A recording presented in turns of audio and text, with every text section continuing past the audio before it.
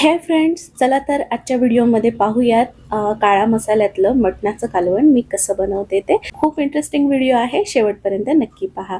इथे मी 1 किलो मटण घेतलेलं आहे, व्यवस्थित स्वच्छ धुवून घेतलेलं आहे. सर्वात अगोदर आपल्याला त्याला फोडणी घालायची आहे. इथे मी 1 कांदा चिरून घेतला होता.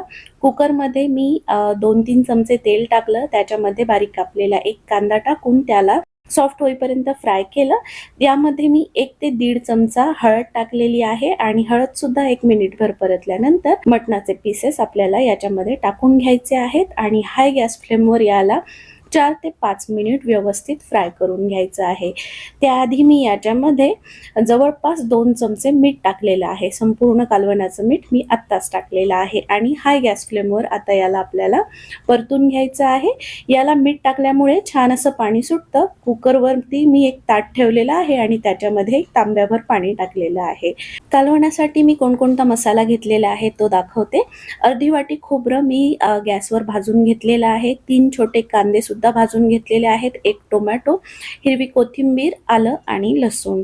तर याचं प्रमाण आपण कमी जास्त सुद्धा करू शकतो. आता हे खोबरं, कांदा, टोमॅटो हे मी कापून घेतलेलं आहे आणि मी आता ते वाटून सुद्धा घेणार आहे मिक्सर जारमध्ये.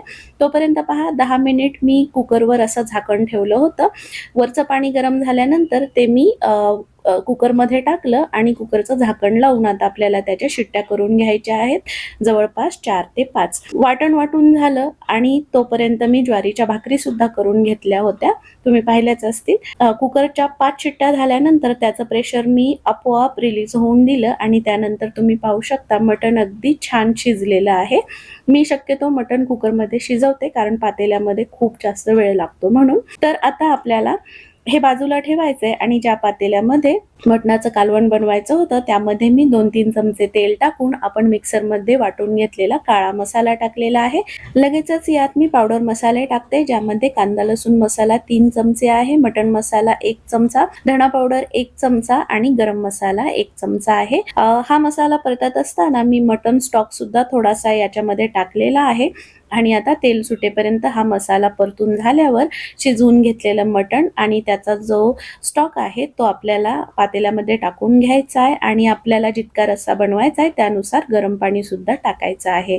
तर आता याला उकळी आलेली आहे. याला मी आता 7 ते 8 मिनिट लो टू मीडियम गॅसवर उकळून देणार आहे आणि त्याच्यानंतर वरून हिरवी कोथिंबीर टाकून घ्यायची. तुम्ही पाहू शकता आता 7-8 मिनिट झालेले आहेत. काय छान तर्री आलेली आहे कालवणाला. खूप टेस्टी बनते हे कालवण. ही रेसिपी नक्की ट्राय करा. रेसिपी आवडली असेल तर व्हिडिओला लाईक नक्की करा. पुन्हा भेटूया पुढच्या रेसिपी सोबत. तोपर्यंत बाय बाय.